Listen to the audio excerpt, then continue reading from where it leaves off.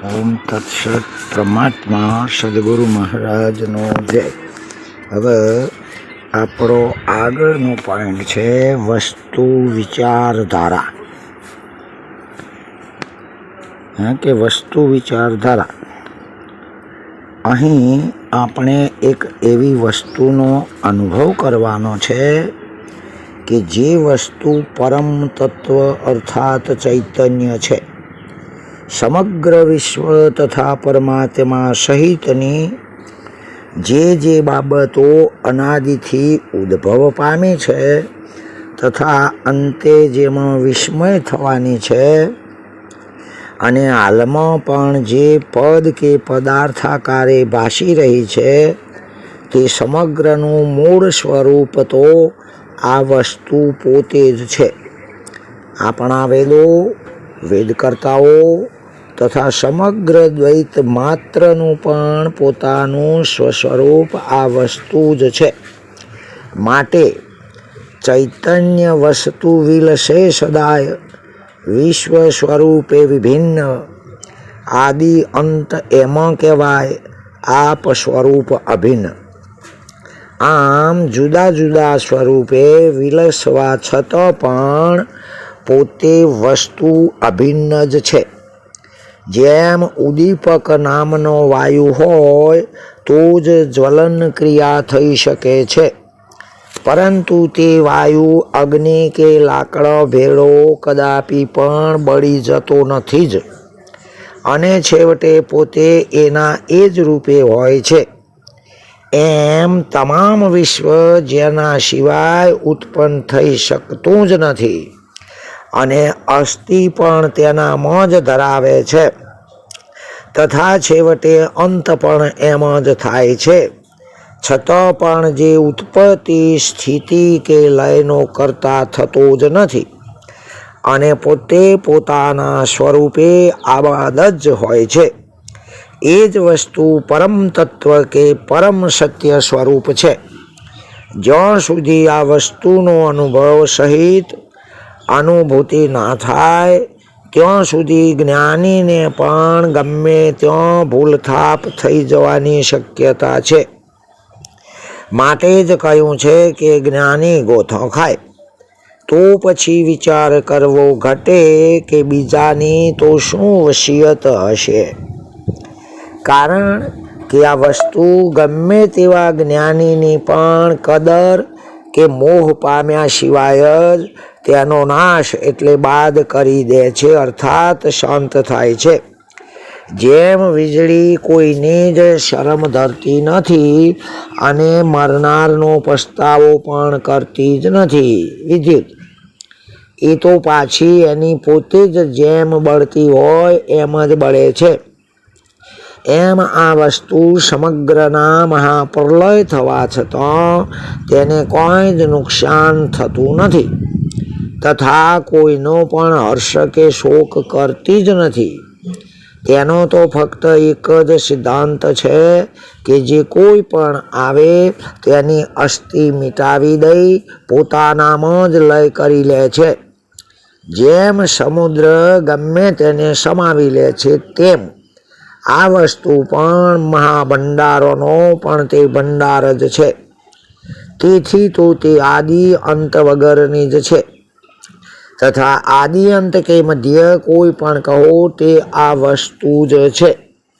મહાપુરુષો તેની લક્ષણા બતાવતા જણાવે છે કે જેમ મકાન બનાવ્યા પછી જે વાસ્તુ પુરાય છે તે વાસ્તુ મકાન માલિકને કહે છે કે હવે મારામાં વશ તું એટલે કે આમાં વશ તું.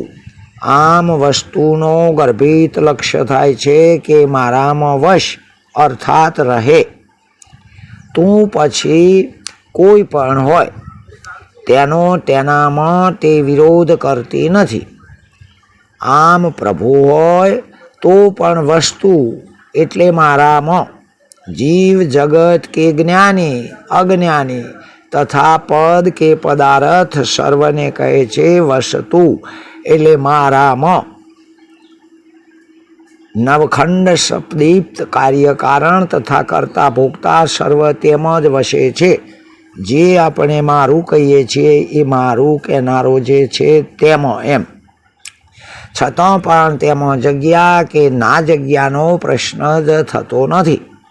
આમ સીમા અને અસીમા સર્વે પણ તેમાં જ વસે છે. આમ તમામે તમામ તેમાં વસો એવો આદેશ નિર્દેશ છે. જેમ રામદેવ પીરની ચાદર દેખીતી માપની જ હતી, સવા ગજની જ હતી, પણ બધા જ ઓલિયાઓ અર્થાત ફિરસ્તાઓ જેમ જેમ બેસતા ગયા એમ એમ તે વધતી જ ગઈ. આ તો એક પરચો ચમત્કાર કે લૌકિક દંતકથા છે, પરંતુ આ વસ્તુનો અનુભવ સિદ્ધ જ છે કે તેમાં ગમે તેટલું હોય તો પણ સમાઈ જ જાય અને ખરેખર વસ્તુ તો વધે જ છે. બાકી ભલે ફક્ત આવી અક્ષરવાળી લાગતી હોય, પર કારણ કે તે દેશ કાળ તથા સમગ્ર વસ્તુઓનો સમાવેશ કરે છે, છતાં પણ પાછી વધે જ છે. આમ વિચારી વસ્તુ કોઈ સમજે તે પૂરોનો પ્રમાણ છે. એટલે કે વસ્તુ સિદ્ધાંતનો વિચાર છે એ જ પોતે જ નિર્માણ છે, નક્કી જ છે. દાખલા તરીકે 2.5 અક્ષર પ્રેમ કા પઢે સો પંડિત હોય એમ. આમ જે કોઈ પણ વસ્તુનો વિચાર કરી તેને પ્રાપ્ત થાય છે તે તો કોઈ અનેરી બાબત છે. પછી તો તેના માટે જન્મ મરણ તથા મોક્ષાદિ કે અમરપદ બિલકુલ ફિક્કો જ થઈ જાય છે, નિરસ થઈ જાય છે. જગતનો બ્રહ્મ તથા પોતાના આત્મા તથા જીવ તો આ વસ્તુના પુત્ર પ્રપૌત્રો જ છે. જેથી આ વસ્તુનો ખ્યાલ આવતા તેવા છોકરાઓની પાછળ પડી તેમને મેળવવાનો કોઈ જ ભાવ થતો નથી. જેમ આકાશ એક જ અને વ્યાપક છે, છતાં જે કઢાયા આકાર નીલવર્ણ નિરાકાર નિરાધાર જેવું ભાષે જ છે, તેમ આ વસ્તુ વિશે આત્મા તથા પરમાત્મા જે કરતા છે તે ફક્ત ભાષ જ છે. આમ આવા સર્વ પ્રકારના ભાષ તો વસ્તુમાં જ થઈ વસ્તુમાં જ વિરમાઈ જાય છે. એટલે કે વસ્તુ મધ્યે મહાલતા આત્મને વળી બ્રહ્મ. સિદ્ધાંત વસ્તુ વિના સૌ દેખીતા છે બ્રહ્મ.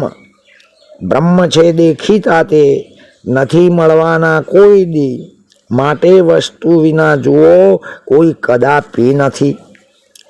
આમ થોડ સૂક્ષ્મ કારણ અને મહાકારણનું એ મૂળ કારણ તો આ વસ્તુ જ છે.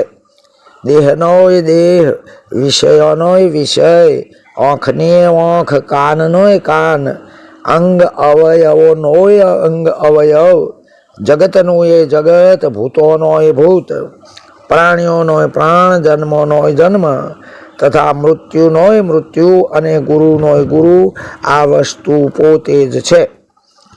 લેખોનોય લેખ, વેદોનોય વેદ, દ્રશ્યોનોય દ્રશ્ય, દ્રષ્ટિનીય દ્રષ્ટિ તથા દ્રષ્ટાનોય દ્રષ્ટા આ વસ્તુ પોતે ચૈતન્ય જ છે. એ પ્રમાણોનો પ્રમાણ અને સર્વનોય સર્વ તે આ વસ્તુ પોતે જ છે. તેમ છતાં પણ તેનામાં કોઈ પણ હોવાનો આરોપ નથી. આરોપો જે છે તે બધાનોય આરોપ તથા અધિષ્ઠાનનોય અધિષ્ઠાન, પણ મૂળ આ વસ્તુ પોતે જ છે. ઉપરાંત જે છે અથવા જે નથી તે આ વસ્તુ પોતે જ છે. એટલે કે સર્વ વસ્તુની તે વસ્તુ તો વસ્તુ અધિષ્ઠાન છે. અધિષ્ઠાન સિદ્ધાંત વસ્તુ સાક્ષાત તે નહીં કોઈ અનુમાન. અધિષ્ઠાનનું અધિષ્ઠાન એમ.